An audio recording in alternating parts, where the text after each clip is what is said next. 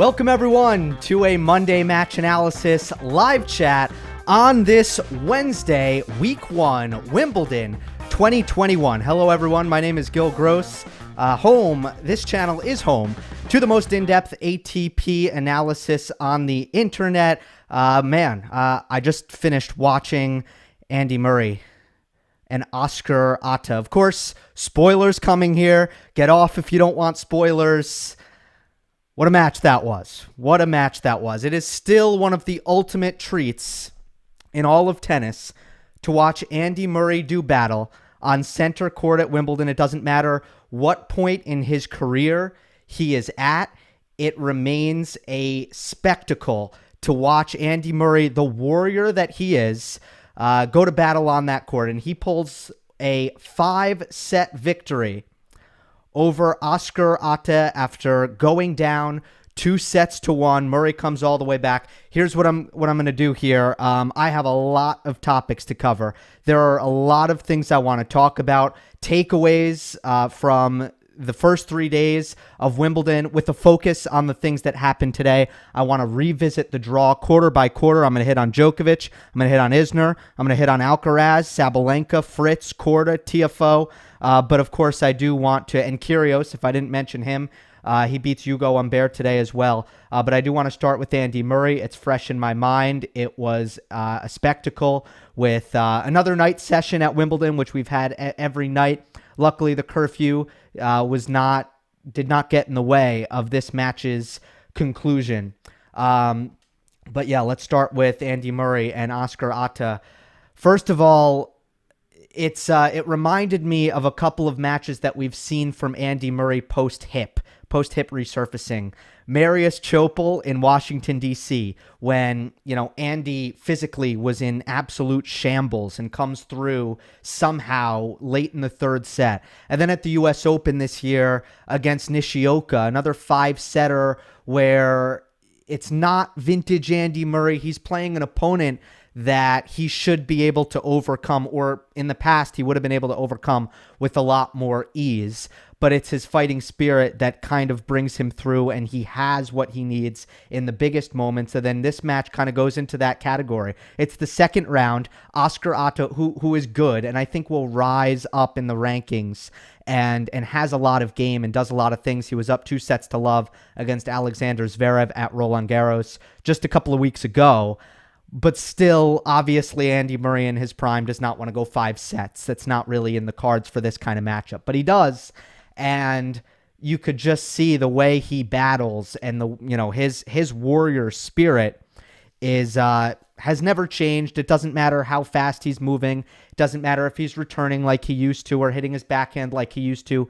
That will remain the same for Andy Murray. With that being said, I thought this was the highest quality match of the 3 matches I just mentioned. I thought his movement looked great. I really thought he was moving at a pretty high level. His first serve was really strong throughout the match, and I think that was a big-time positive. He won 74% of his first serve points, served at 65%. I felt like he had that all match long, especially towards the end. His wide serve on the deuce side, it felt like it never missed. It was always there for him. So I thought really good movement, really good first serving, and ultimately what changed after the third set and when they went in to close the roof and they took that 20-minute break, had a warm-up, Murray, his baseline aggression just got way better. Against Oscar Otte, he can do things to you. He can. So you have to be proactive. And I don't know if it was the conditions changing and getting quicker indoors, which does happen. I don't know if it was the mindset changing, or I don't know if it was just, Murray gaining his confidence after the kind of the reset, but he was just getting through the court way better, capitalizing on short balls way better, just doing much more with his forehand. And, if you put Oscar Otte on defense, you're going to get the reward for doing that. So after the break, Murray started hitting through the court way more confidently. The reason the match got so complicated, though, was for 2 reasons after Murray won the first set. And then was up 3-1 in the second set. First of all, his second serve was getting abused. And this is an area where I'm sure I'll talk about this more at more length at some point when it comes to Andy Murray, but he's not really adapting his game. He's playing the same way. And one area where that is apparent is how he's hitting his second serve.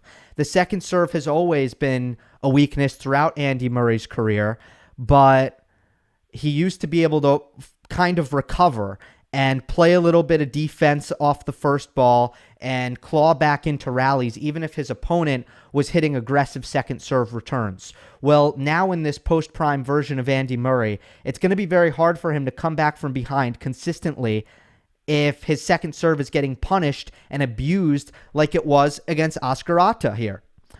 So Andy Murray has 0 double faults all match. Not a single double fault, none. Yet his second serve is getting abused, and he's winning 40% of points on his second serve. And to me, that screams opportunity for strategic adjustment. If you're Andy Murray, you have to hit your second serve bigger. Double fault a couple times. It's worth it. The math is going to be in your favor. If you give up a couple of points double faulting, but maybe you bring up that win percentage up to 50% where it belongs. But he doesn't do that right now. He hits his second serve between, around the 85 mile per hour mark. I guess I can figure out the average here of his second serve speed for the match. Let's see. Average serve speed 90. Okay, 90 miles per hour. So compare it to Otte, and it's 97 miles per hour. It's a massive difference. Just as an example, but Otte did double fault 9 times in this match. So I think Murray should probably be in between. But anyway, not going for his second serve enough, getting abused off of that ball, that was the big problem for him all match long, really. And I just think it's a place where a good example of where Andy Murray is just choosing to play the same way post-prime, where there's really room to make a change here and up the aggression. Understand, look, you don't move like you used to. You're not going to defend like you used to. You don't have that consistency. So how are we going to change the way you play? One opportunity is to just go for more on that second serve. Second thing is the bread and butter just kind of failing him. Regulation backhand errors in the fourth set. For example, when Otte got the break of serve, dumping 2 backhands into the net to fall love 40 at 3-all in the third set. And then at 5-4, you look at, okay, time to dig in and try to break serve. Well, poor block return at 15-all, really short in the court, and Otte makes Murray pay. 30-15, returnable serve on the Murray forehand. Again, doesn't make a good return. These are the kinds of things. And then 40-15, another serve +1 from Otte. And Murray labors to his forehand side, misses the pass down the line. Just a little snapshot there in the third set of Murray, the backhand, the return of serve, the things that should be great, the things that should be in his favor, not just letting him down a little bit. But then he flips a switch. He has it. And in the fourth set, good level. In the fifth set, brilliant level. A lot of vintage stuff from Andy Murray. A ton of it. And I think we're just seeing so much of the same stuff from Murray and Federer. And I'm going to end on this before I move on. I'm seeing so much of the same stuff with these guys that it's a matter of consistency. It's a matter of maintaining that 100% level without the dips. And it is exactly what made both Murray and Federer one of the things that makes them so great, especially Murray, who I think was kind of known for that. Never going away, never giving gifts, easy mistakes, super low unforced error counts, getting returns in play all the time. I mean, the consistency right now isn't there. And Shapovalov in the next round, it is going to be a very, very tough test for Andy, and I favor Shapo in that contest. I do think that there are some things that Andy can make Shapo uncomfortable with. I don't think Shapovalov was handling the low backhand well at all in his opening round match, and he had a bit of trouble in that first match. Did Denis Shapovalov? He played Philip Kohlschreiber. It went 5 sets. Thought Kohlschreiber used his backhand slice down the line pretty well, and Murray's going to do that same thing. So Shapovalov needs to get comfortable at handling the low ball, handling the mid-court ball. That's the strategy that Andy Murray used in his first round match against Nicolas Basilashvili. Wasn't a good play, wasn't a play really in this match against Otte, but I expect Murray to kind of go back to that against Shapo. I do make Shapo the favorite. Let's see how he physically recovers. He needs to return better. He needs to capitalize on the short balls like he did in the latter 2 sets against Otte here. But now it's 2 matches in a row. It's interesting. The roof closes, and that's when Murray actually changes the direction of the match and plays his best tennis. Thank you for joining me, everyone. Again, this is the Monday Match Analysis live chat on this Wednesday. A couple of topics we're going to hit here. Day 1 topics. I'm going to hit Isner. I'm going to hit Djokovic and Alcaraz and Sabalenka and Fritz and Korda and Tiafoe. I will, I guess, address the live chat a little bit. I'm not comparing Murray's firepower to Fed's lack thereof. I'm comparing the ability to maintain level and not dip. I'm saying Murray. No, I didn't say that at all.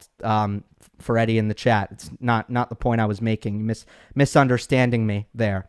I'm saying that consistency-wise, one of the great features of these top players is that they do not experience the dips in level for extended periods of time. And now 2 matches in a row, we see Federer rolling. We see Murray rolling against Basilashvili. Federer up, comfortable against Mannarino. And you see the dip in the level. And that's what I'm referring to. All right, I want to talk about Nick Kyrgios here. Comes back, his first match since February 12th, you guys. Since February 12th, Nick Kyrgios had not played a match. Unbelievable. So I make him an underdog against Ugo Humbert. I figure we might not see the best version of Nick Kyrgios. And Humbert, he's a guy, I think he's a top 10 contender in the field, or I thought that. And in my Wimbledon power rankings, I made him number 8, and I didn't get a lot of blowback for that. I didn't find a lot of people disagreed with that. I found some people thought I should have Ugo Humbert perhaps higher because of his run in Halle, but I didn't see a lot of people having him lower. So here comes Nick Kyrgios. No matches since Australian Open, a loss to Dominic Thiem, an epic 5-setter. He looked great in Australia, Nick, if you remember. But no matches since then. Didn't feel like leaving home. Didn't feel like leaving Australia. And, is calling himself at this point a part-time tennis player. Well, pretty good for a part-time tennis player because he gets through Ugo Humbert. It was a match that was completed over 2 days.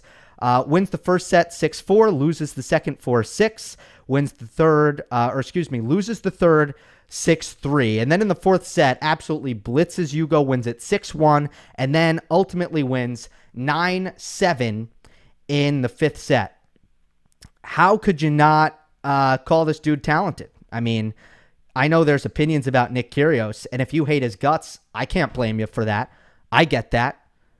I totally get if you can't stand Nick Kyrgios. It makes perfect sense. But if you don't acknowledge the fact that he's talented, I think you have you're letting the bias cloud you from what this is. I don't know who on tour could have come back from not playing since February and could have beaten Ugo Humbert at Wimbledon in conditions that suit him really, really well. I don't know who could have done that. It was a really great performance by Kyrgios. So at the end of the match, I'll point out, I'm not going to get into the tactics too heavily, but at the end of the match, I thought Nick handled his nerves a little bit better than Ugo was able to, and I thought Nick did something clever to get him the break at 7-all, which is that he actually put some extra air and took some pace off of his forehand. And I've seen him do this before and asked Ugo to create in the tense moments. And that is not Nick's MO. That is not how Nick normally plays. Normally, Nick is take the racket out of your hand, bold aggression, super daring shot selection, and that's not what he did at 7-all in the return game. He actually dialed it back and played with some safety, and I think to save that, to keep that style of play in the back pocket until there's a tense moment in a return game, and then to suddenly whip out that style when the opponent hasn't seen it really before. And I've seen Nick do this in the past. I think that's a really jarring tactic for Nick Kyrgios' opponents. When suddenly he's asking you to do something, he's not giving you the pace anymore. And I think Humbert was really thrown off at that 7-all game, and he was forced to generate his own offense off of, very kind of responsible neutral trading. And I'm not saying Nick Kyrgios was pushing. I'm not saying he was dropping the ball short and saying, hey, Humbert, like, here's a midcourt forehand. Let's see what you do with this. No, that's not what it is. It's not putting the ball in the middle of the court, but it's safe trading. Keeping the ball deep, putting some air under the ball, and taking some pace off. And Humbert makes some unforced errors at the 7-all game, but I thought it was a really great changeup by Nick. So overall, look, I'm impressed just by the result. I'm impressed by that changeup of tactics. Obviously, he has the serve, and Kyrgios hit some really clutch balls as well. A backhand down the line at 15:30 in a huge spot there that was key. But ultimately, here's what's going to hold back Nick Kyrgios for the tournament. And here's what always holds him back is the durability. It's not the mental. It's not the focus. It's not the fact that he can't win 5-set matches. You guys, he's got a great record in 5-set matches. It's just the durability. He tends to break down. That's why he's not going deep at majors. It's been a couple of years now since he's made a quarterfinal at a slam. I think it was since 2016. Nick Kyrgios hasn't made a quarterfinal. It's a long time. His results aren't great at the Grand Slams because generally a couple matches in, he'll start to carry an injury. He will. The things Nick Kyrgios does, and we can have a conversation a little bit about talent here. The things Nick Kyrgios does are things that 95% of the tour actually just can't do. Many of those things that Kyrgios does. The way he serves, 95% of the tour can't serve like Nick Kyrgios. His forehand, let's say 90th percentile, one of the better ones in the game. His hands, up there. His cat and mouse skills, the ability to kind of craft points and use kind of jarring variety, I would say, up there. Just his timing, his ball striking, up there. Not a lot of the tour can do that. Here's the problem with Nick Kyrgios. There are things he doesn't do or he can't do. 95% of the tour can do these things. 95% of the tour has good enough durability to hit the second week of a Grand Slam without breaking down physically. These are things that most of the, tons of players on the tour can handle this. Players who are outside the top 50 have good enough durability and good enough conditioning to go to the second week without their physicality or their durability becoming an issue. But Nick Kyrgios can't. And yeah, part of it, I will give him a pass. He hasn't been playing now, but it's his own fault. That's not, that's just not putting in what you want to put in if you want to build your body up. And Nick Kyrgios hasn't put that in. But he said after the match, I was really feeling it after the first round match. That's what he said. He said he was really, the first day. He was really feeling it physically. So how's he going to hold up? And once he starts hurting, he gets a little bit ornery. He gets frustrated. He loses focus. So do I see Nick Kyrgios as a threat to go really, really deep in this tournament? It's the same answer I always give. Not really because of the durability. That's it. It's just not up to par.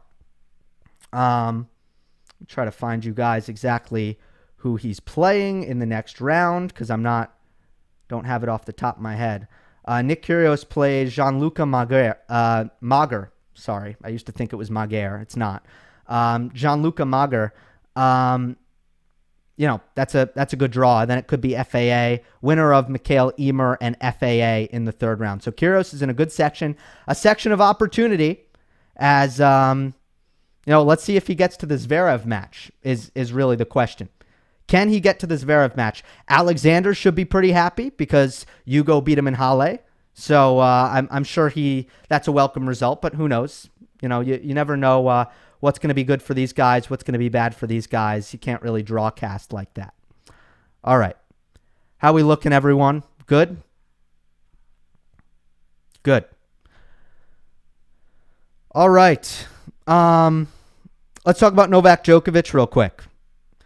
Djokovic through Kevin Anderson, rematch of the 2018 final. Tell you what, Anderson looked decent in this match. Thought Anderson played about as well as you could expect in his current state. Kevin came in really struggling to win matches.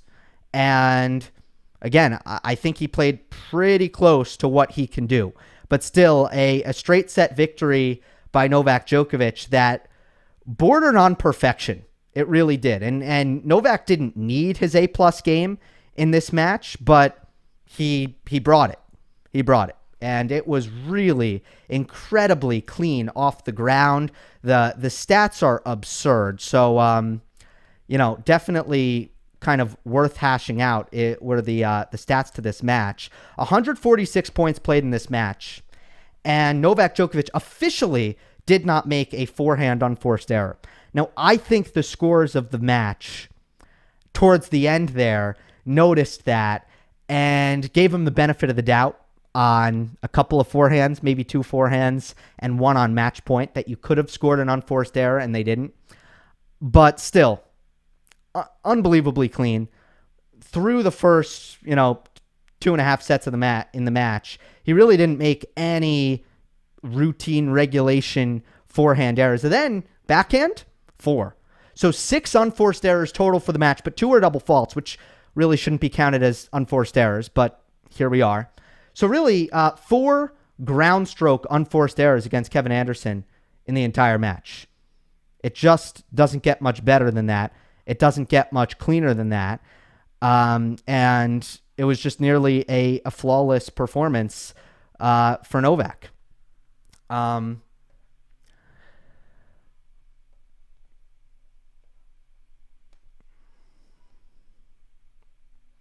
not that much more to say on Djokovic's performance here. But he moves on, and he'll face Denis Kudla. Kudla he faced in 2019. He's a grass court specialist. Djokovic had no issue with that match in 2019. It was a straight set victory for Novak. Just so you know, after I get through all the topics, I will try to get to some comments, but also if you do use Super Chat, I will make sure to answer. Let's go to John Isner. John Isner is taken out here. A loss to Yoshi Nishioka. And again, it kind of comes back to, look, first of all, Nishioka had never won a match on grass at tour level. It's his first one. And it continues a streak for John Isner where he's not really good at this tournament. He doesn't like these conditions. His win percentage is better at Roland Garros. It's better. He recently lost to Duty Sela in 2017. He lost to Mikhail Kukushkin in 2019, and now he loses to Nishioka in the first round. Now, sandwiched between those results was a run to the semifinal.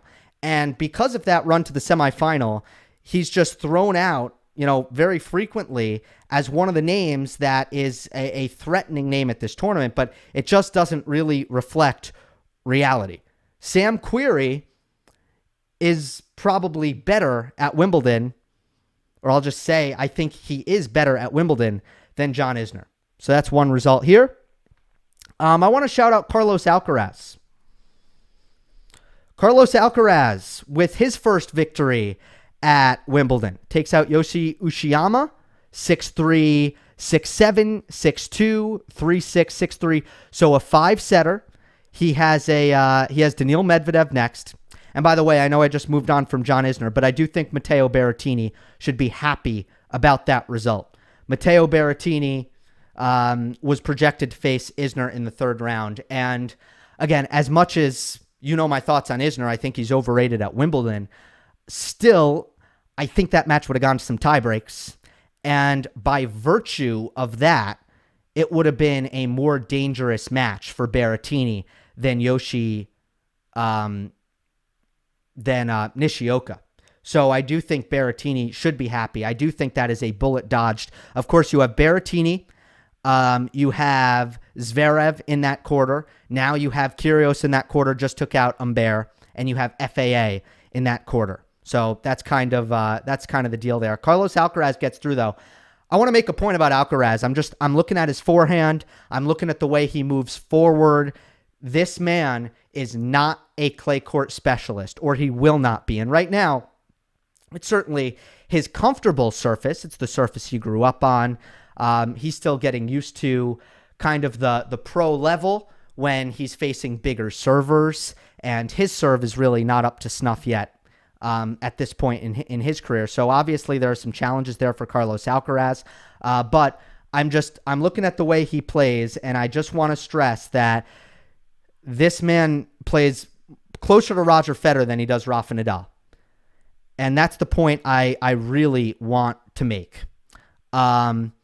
His forehand has big power. He gets it off really quickly. He takes it very early. He hits very aggressive, close to the line. Heavy topspin, but not too much shape. He doesn't have the clay court shape, really. He actually has kind of a good line drive-like shape to his forehand, which is really great for fast courts. It's a lethal stroke, all in all. It really is. And he's comfortable moving forward. He's comfortable going to the net. He has a flat backhand, a very flat backhand, which works well on the grass. So don't give me he's Spanish, he uses a yellow Babolat, he wears Nike, so he must be a, really quick defensive player like 18-year-old Rafa Nadal was. That's not Carlos Alcaraz. Carlos Alcaraz is closer to Roger Federer, and I expect him to have a really good career on the quicker surfaces, and I expect him to be a factor at Wimbledon for years to come. We have a super chat from Tibor. Thank you, Tibor. I appreciate it.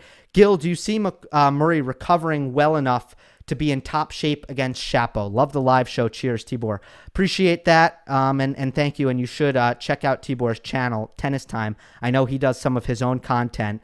Tough to say. I don't think that he does recover great.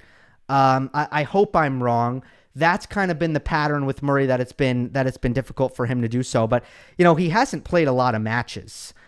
So I don't think, throw aside the hip, throw aside the history.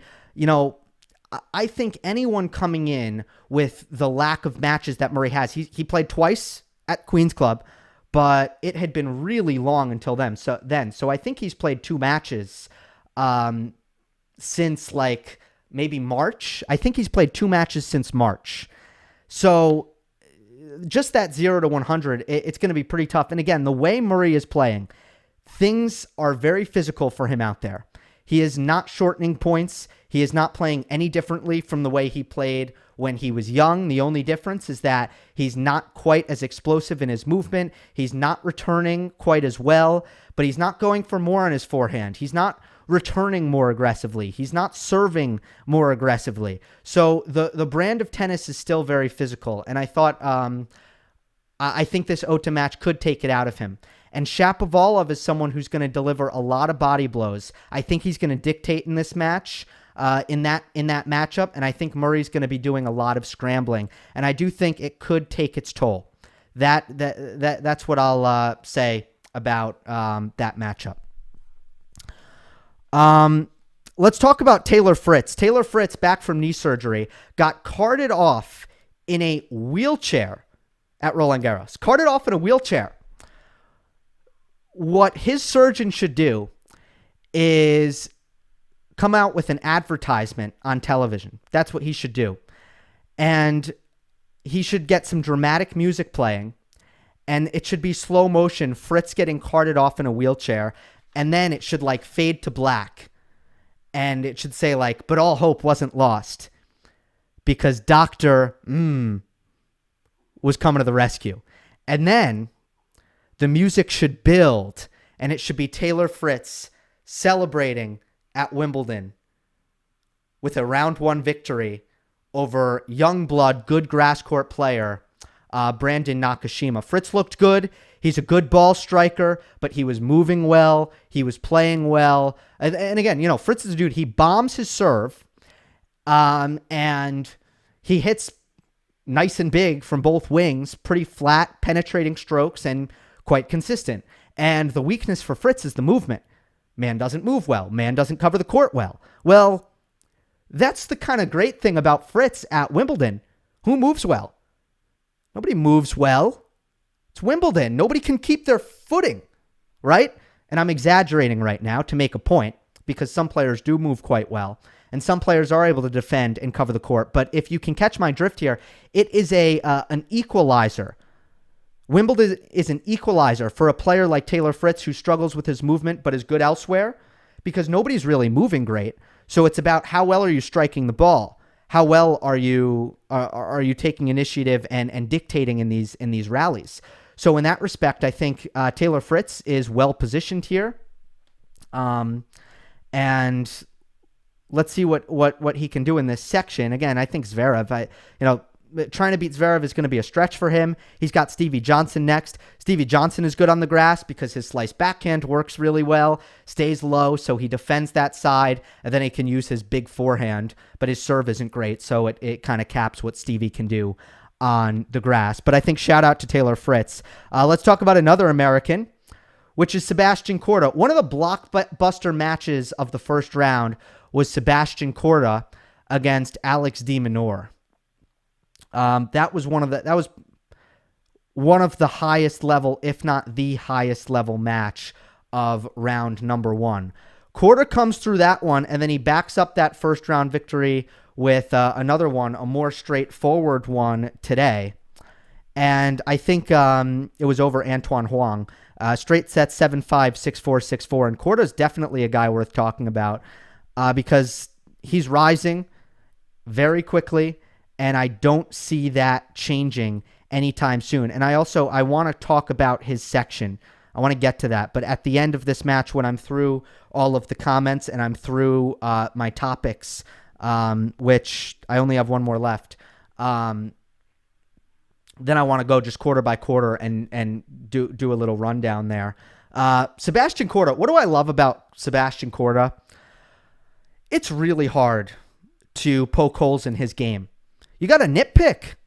You really have to nitpick to poke holes in Sebastien Korda's game. And for a 20-year-old, that is a great, great sign.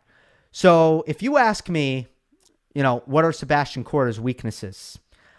I have some answers for you. I can try to give you some answers. His movement, sub-elite. It's good for his size, but good for his size. Okay, it's sub-elite. Okay? That's one. His serve could be bigger. It's not an overwhelming weapon. And he's going to face some players and the best returners. They're going to be able to get his serve back. So his serve could be better. His forehand, not a lot of safety in it. When he lands it, it's a big forehand. It's a good weapon. But his forehand doesn't have great safety, so sometimes it can go off the rails. And against de Minaur, there were times in the match where it really hurt him and it really went off. And there were a lot of errors there. So the forehand lacks safety a little bit. That's another. I think I had a fourth, but I don't know if I'm going to be able to dig that up. It's escaping me. All of those weaknesses, total nitpicks. I mean, absolute nitpicks. He has such a complete game. His coaches, including his father, Peter Korda, and Andre Agassi is working with him. He has had such tremendous coaching because the game is so complete and so technically sound and so void of major weaknesses. I love Sebi Korda. And what he's showing here is surface versatility. He's been a factor at the French. He's won a couple of matches in back-to-back years now, right? Unless, what did he do at the French this year? Did he get a tough draw? No. He lost first round, right? He won in Parma. He won the Parma title, and then he lost first round to Pedro Martinez, who I really like, by the way. That's another young guy who I think everyone should be keeping one eye open with. But yeah, I mean, that was tough. But anyway, surface versatility. He made the fourth round of Roland Garros last year, and now he's kind of on his way at Wimbledon with a huge chance here, a huge chance in his quarter to make the semifinal. Again, more on that later. It's a chance. It's a chance. Lastly, I want to talk about what I thought was the best match of the day, which is Aryna Sabalenka and Katie Boulter. And guys, when it comes to women's tennis, I am going to start covering it more and more, and I don't want to get into why right now, but there were reasons why I didn't cover it as much in the past, and I'm not going to just jump 0 to 100, and I'm not quite as confident on it right now, and I don't have the depth of knowledge that I do with the ATP Tour right now, but I did think the Sabalenka-Boulter match was tremendous. And I think the Sabalenka story is fascinating. She's number 2 in the world, and she's never been past the fourth round of a major. And here she was in trouble again in a great match against Katie Boulter, who's ranked well outside the top 150, but was playing way, way better than that. And ultimately, Sabalenka has to thank her first serve. The serve completely saved her when Boulter was landing her returns. She was winning most of the points. 4-3 in the third set was an epic game, the best match I've seen of the tournament so far. And most of the time when Boulter made the return, she ended up winning the point. But Sabalenka got so many service winners. Saved break point with one on add out. Converted game point with one on add in. Hit an ace on another break point. Hit another service winner on break point. I'm just going through me, charting the match and just seeing how many big points the serve bailed her out.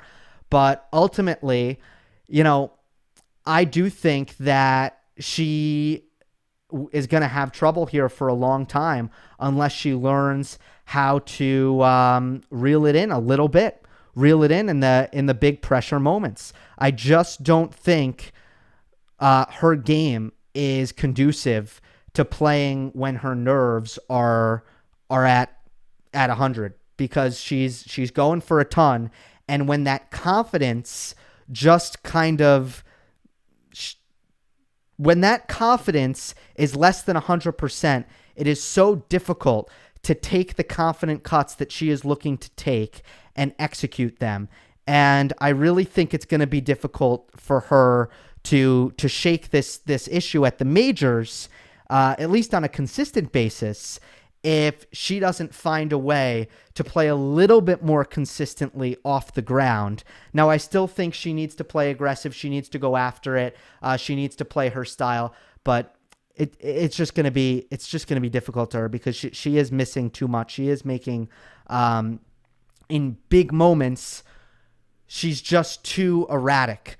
And she could have it or she could not. And it seems like a 50-50 proposition. And, the great players, what they're doing so well is they're coming through at a really high rate against players who they are better than. And, again, the name of the game is consistency. Anyone, and Sabalenka can play better than anyone for a stretch of 15, 20, 30 minutes. Better than anyone. But what she needs to figure out is, how can I go full matches? How can I go a full 3 sets without ever dipping below a top 20 level? That's what she needs to figure out how to do, or she's always going to have these problems because she's putting herself in tight scenarios over and over again. All right. What I want to do is I want to go through each quarter of the draw and quickly just revisit it. And then I'm going to wrap up here after I take your comments. So let's start with Djokovic's quarter. This is the top quarter, and Rublev is still alive after a first-round drop in the first set to Federico Delbonis. That's the most important thing, that Rublev steadied the ship. Also beat Leangelo Harris in the second round here, so Rublev into the third round.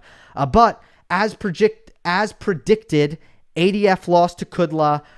Godin has not looked great. Monfils won in 5 sets against Christopher O'Connell. Schwartzman looking decent, dropped a set to Brody. It's still looking like Djokovic might not get a good test until Rublev in the quarterfinals. So not much has changed in Djokovic's quarter. Not much chaos there. Pretty much everything going as expected. And let's just monitor what Rublev does here. I think it'll be a massive disappointment for the Russian if he doesn't make this quarterfinal. And, there was a slight alarm bell here as Rublev dropped the first set, and then the second set against Delbonis, who isn't good on grass, got tight. And it was like, holy moly, Rublev, like, you okay? Like, you going to do this? Or yeah, that... I would have been worried there if I were Andrei Rublev, because that would have been really bad. All right, my favorite quarter.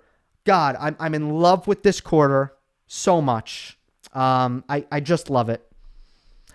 Stefanos Tsitsipas' quarter, which no longer includes Stefanos Tsitsipas after Francis Tiafoe knocked him out.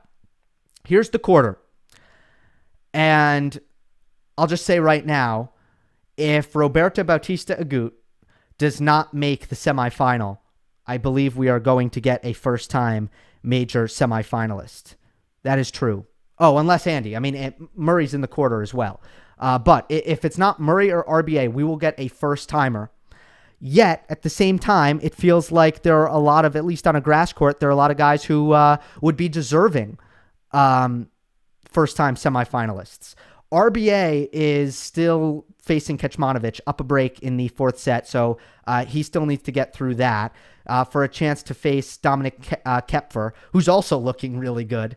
The depth in this quarter is unbelievable. So I'm going to go top to bottom. Your first third-round match is Tiafoe against Khachanov, where I really favor Francis. It's a rematch of a couple of years back. Francis was up 2-0. I've talked about this match. He got a stomach bug.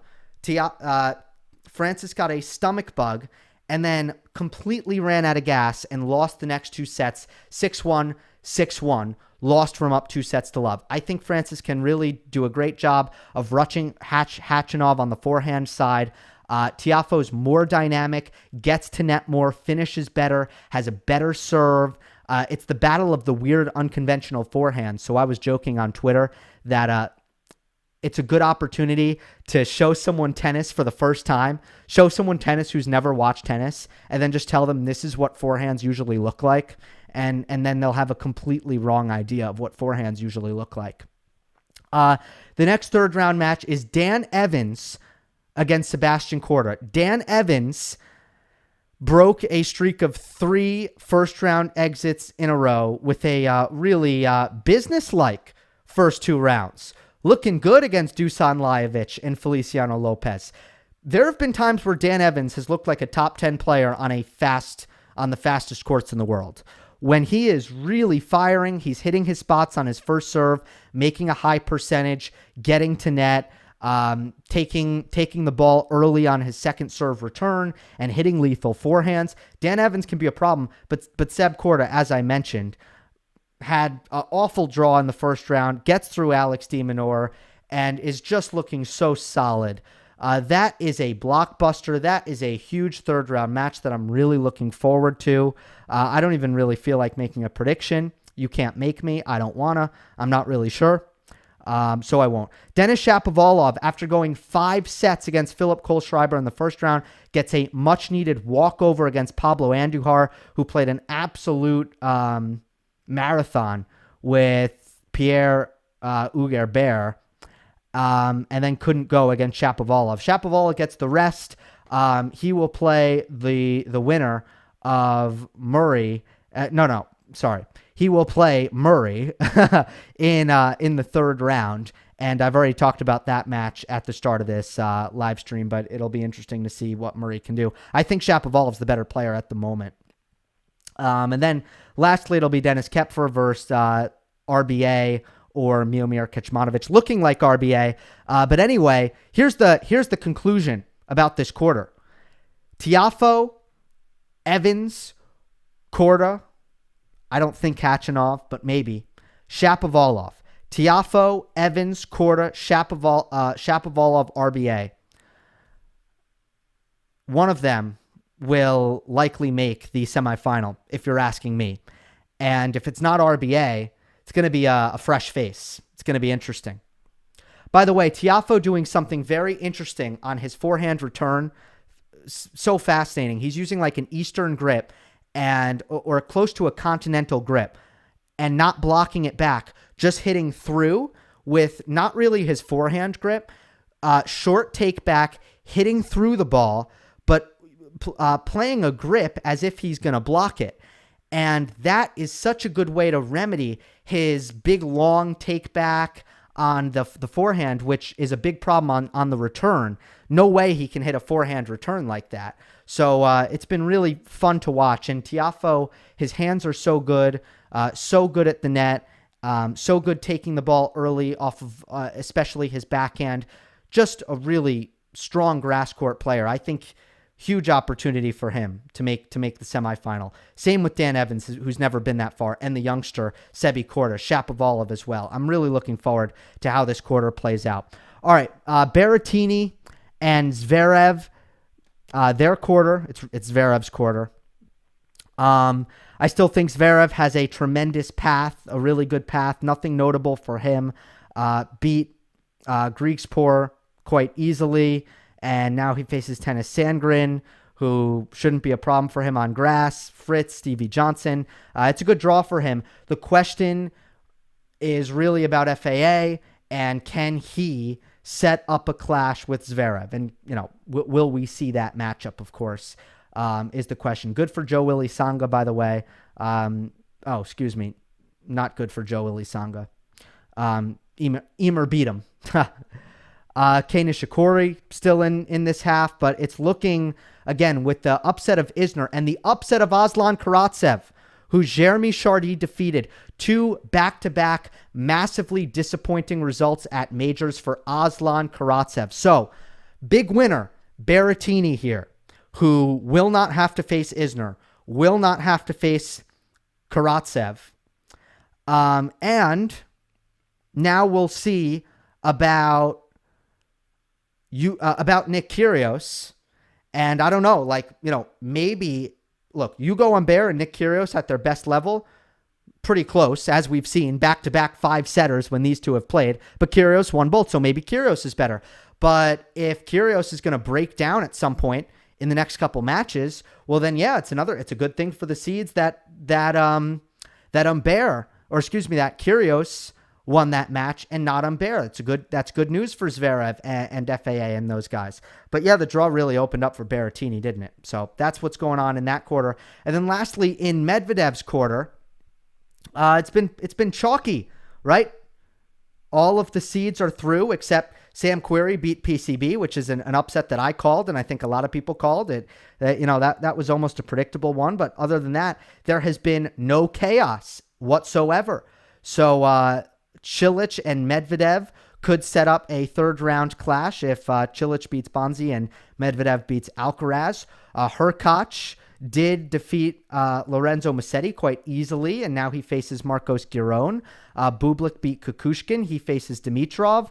Sonego is through. Again, I think that's someone to watch. So he's in a mini section with Querrey. So Sonego and Querrey. Federer and Cam Norrie. Federer plays Gasquet.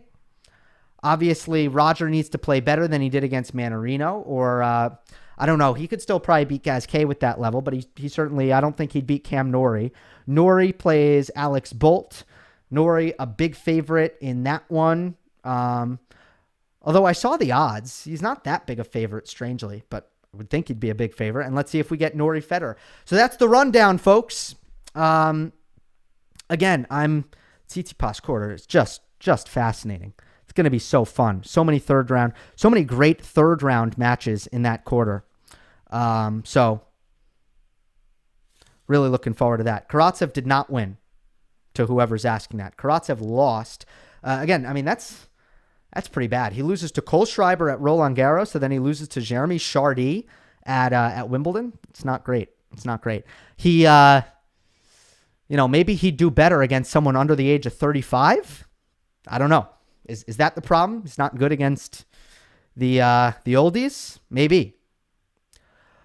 All right, folks, I am going to wrap up really soon. If you have questions, throw them in there now. Throw them in there now, and I'll give you guys about a minute to do that, and then we will wrap this up. I don't think I have any coffee in my mug.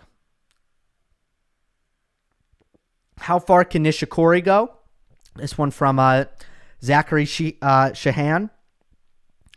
How far can Tiafoe go? I think Tiafoe can make the semifinal. I think he can. Felix, I think Zverev's a pretty bad matchup for Felix. Zverev is tremendous. If you have a serve and a forehand and you rely heavily on that serve and the forehand, we saw in Madrid when Zverev went through Berrettini, went through Nadal, and went through, who else? Thiem? I believe Thiem in Madrid. We saw how Zverev's return and counter-striking can neutralize a player who relies on dominating with the serve-forehand combination, and that is FAA.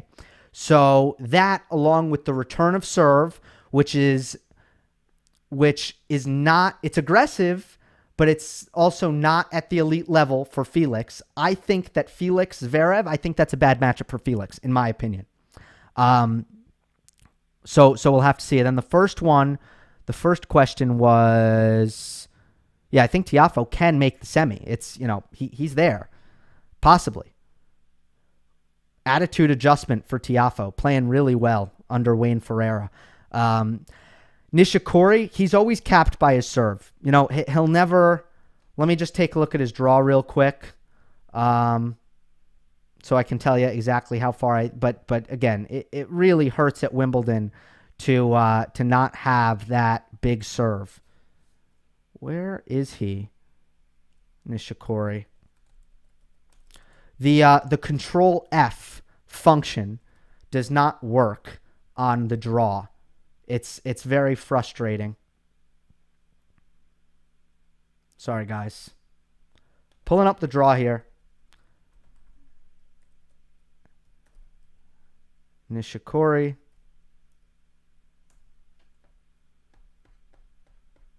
Okay, you know what? I half give up. Oh, found him. All right. Jordan Thompson, good grass court player, but doesn't have that overpowering quality to him, which is good for Nishikori. He's not going to get outserved in that one, so it can be a baseline duel, and it can be a match that takes on the kind of aesthetic, or I'd say the aesthetic of a match on a hard court or a clay court. But then Jeremy Chardy, Ilya Ivashka. I like Ivashka to win. I think Ivashka is my dark horse, and that's my pick to make the fourth round. So I'm going to go with Ivashka over Nishikori. But obviously your question was how far could he go? And of course he can beat Ilya Ivashka. So I think he can get to Berrettini, but I don't think he can beat Berrettini.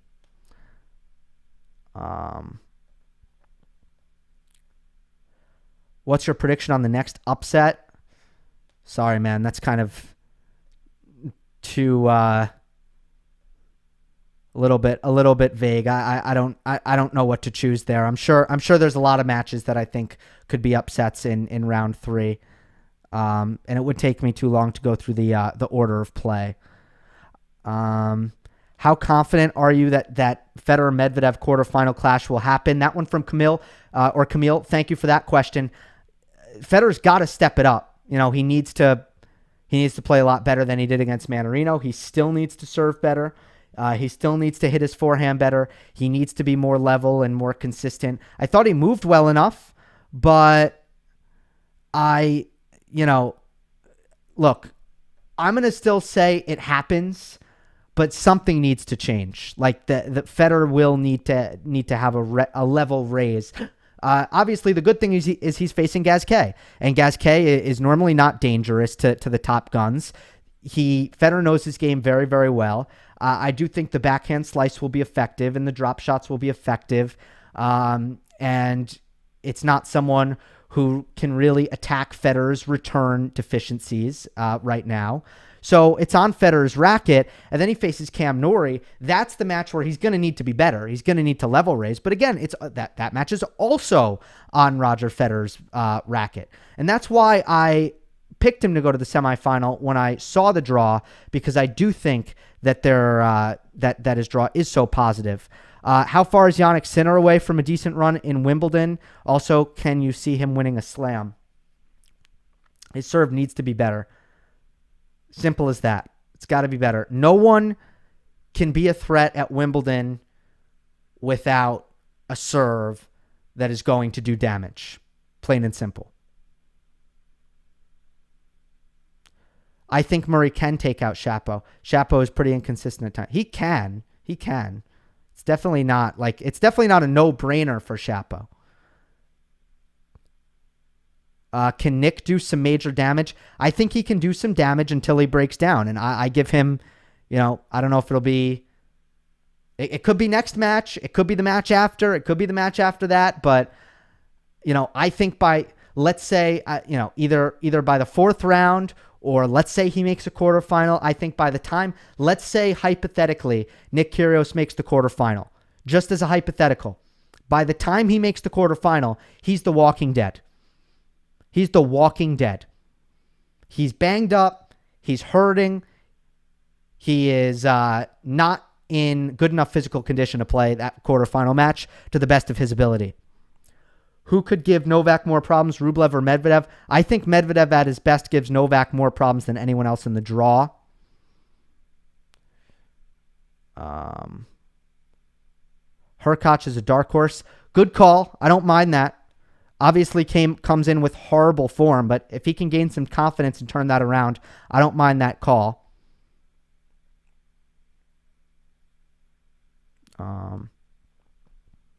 But yeah, I mean, Musetti isn't ready on grass at all.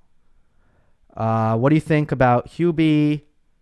I remember you picked him as a dark horse before. Game should be good for grass. Again, after winning Miami, I think he lost 8 straight matches. So, he needs to be more consistent. He needs to move forward more.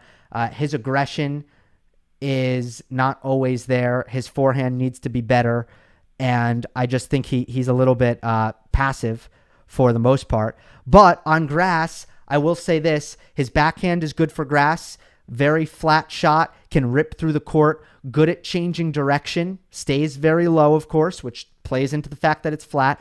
Ultimately, he moves well. He covers the court. He's got a great open stance backhand. It's one of his best shots, so he defends his backhand well. Overall, his defense is good. His serve is average. He's a very solid all-around player, but from a weapons perspective, he leaves a little bit to be desired. The reason he doesn't do well on clay is because he doesn't generate and create the offense very, very well. All right. I am going to wrap it up here. I hope you guys enjoyed this. It will be up on all podcast platforms. Make sure if you're not following me on Twitter, follow me on Twitter. The handle is @Gill_Gross. And also, if you're a podcast listener, follow me on Spotify. Subscribe to the podcast on Apple Podcasts. The link, I do believe, is in the description of this video, of all my videos. So if you can do that, that is a big help. I will be back tomorrow, not with a live, but with post-match analysis. And for Monday, I'll do an interview. Exciting stuff around the corner. Again, thank you so much for joining me. Everyone who did so live, I really appreciate it. Hope you enjoyed. Don't forget to subscribe, and I will see you next time.